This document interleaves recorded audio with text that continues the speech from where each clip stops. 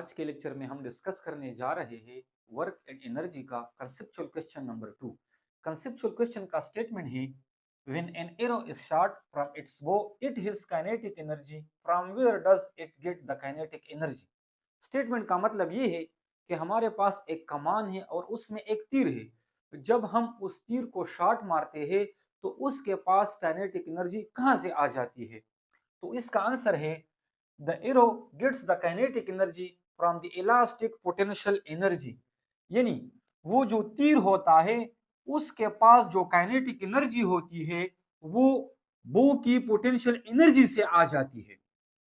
अब इसको मैंने मजीद यहां पर एक्सप्लेन किया है, तो सबसे पहले इसकी जो एक्सप्लेनेशन है वो मैं आप लोगों को इस फिगर की मदद से समझा रहा हूं। देखो, ये मेरे पास कंप्लीट बो है यानी कमान है। ये उस कमान के दो रबर है और ये जो ब्लेक आपको नजर आ रहा है ये एरो है। जब हम इस कमान को अपनी इक्विलिब्रियम पोजीशन से इस डायरेक्शन में स्ट्रेच करते हैं यानी खींचते हैं तो हम इस पर वर्क करते हैं। वो जो हमारा वर्क होता है वो इस बो में पोटेंशियल एनर्जी के फॉर्म में स्टोर हो जाती है। यानी जब हम इस बो को खींचते हैं तो इसका मतलब ये है कि इसके स्ट्रिंग को हम खींचते हैं। जब स्ट्रिंग को हम खींचते हैं तो इस स्ट्रिंग पर, इस रबर पर हम वर्क करते हैं अगेंस्ट द रिस्टोरिंग फोर्स।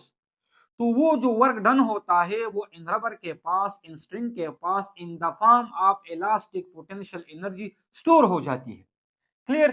फिर उसके बाद जैसे ही हम इस तीर को, इस एरो को यहां से छोड़ते हैं तो इस बो में यानी इसके रबर में, इसके स्ट्रिंग में जो पोटेंशियल एनर्जी स्टोर होती है वो ट्रांसफर हो जाती है तीर के पास और तीर के पास वो energy in the form of kinetic energy आ जाती है।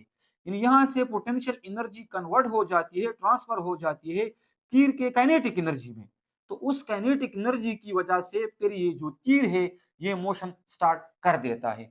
उम्मीद करता हूं कि आप लोग इसको समझ चुके होंगे। यही बातें मैंने इस एक्सप्लेनेशन में लिखी है। Explanation, when we stretch the rubber of the bow from its mean position, यानी अगर हम इस बो को अपनी मीन पोजीशन से खींचते हैं, उसके रबर को अपनी मीन पोजीशन से खींचते हैं, work is done on it, तो इस पर हम वर्क करते हैं, which is store in rubber in the form of elastic potential energy.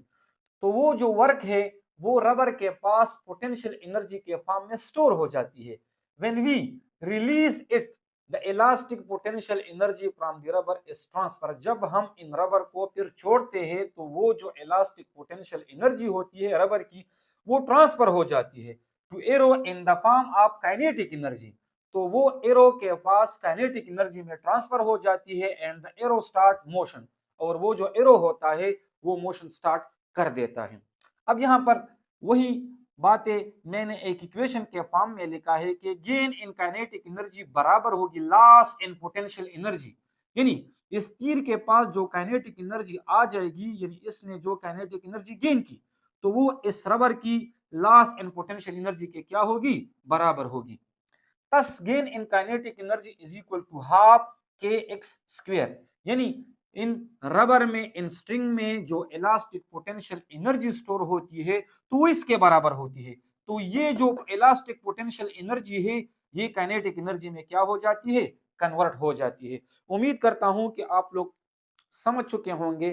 फिर भी ये जो इक्वेशन है आप लोगों को नजर आ रहा है, इसको मैं आप लोगों के लिए थोड़ा एक्स्ट्रा एक्सप्लेन करने जा रहा हूं ताकि आप लोगों के माइंड में जितनी भी क्वेश्चन हो वो क्लियर हो जाए। बट अगर आप लोगों ने इसको पेपर में लिखना है तो पेपर में अगर एज अ क्वेश्चन आ गया तो इतना काफी है, जितना यहाँ पर मैंने लिख दिया है तो ये आप लोग के लिए काफी है, इससे मजीद आप लोग ज्यादा ना लिखें। अच्छा, पेपर में इसकी लिखने की जरूरत नहीं है, लेकिन ये वो एक्स्ट्रा पॉइंट है कि जो पोटेंशियल एनर्जी है वो किस तरह से हाफ के एक्स के बराबर होती है। तो देखो, वी नो दैट, यानी हमें मालूम है जो वर्क डन का फार्मूला है वो किसके बराबर होता है, the product of force, displacement and cos theta. यहाँ पर हमने कौन से फोर्स को लेना होगा, एवरेज फोर्स को लेना होगा, क्योंकि जैसे ही हम उस कमान को खींचते हैं, स्ट्रेच करते हैं, तो इनिशियल फोर्स जीरो होता है। टाइम गुजरने के साथ साथ हमारा जो फोर्स है वो इंक्रीज होगा, यानी एक वेरिएबल फोर्स है। अगर वेरिएबल फोर्स हो तो फिर हमने उस फोर्स का क्या निकालना होगा, एवरेज निकालना होगा। तो सबसे पहले हमने क्या करना होगा, यानी फोर्स और डिस्प्लेसमेंट अपनी जगह पर आएगा, जो एंगल है वो जीरो के बराबर है, यानी जो एक्सटर्नल फोर्स हम लगाते हैं और जिस डायरेक्शन में डिस्प्लेसमेंट होती है, तो इन दोनों के बिटवीन जो एंगल है वो जीरो है और cos जीरो 1 के बराबर होता है। तो अगर 1 को हम इसके साथ मल्टीप्लाई करेंगे तो यही टर्म आ जाएगा, यानी फोर्स और डिस्प्लेसमेंट आ जाएगा। अब हमने एवरेज फोर्स को निकालना है। एवरेज फोर्स किसके बराबर होगा, initial plus final divided by 2। तो इनिशियली जीरो होगा और फाइनली जिस दौरान हम स्ट्रिंग को छोड़ते हैं तो जो फोर्स हमने अप्लाई किया है वो हमारा फाइनल फोर्स हो जाएगा।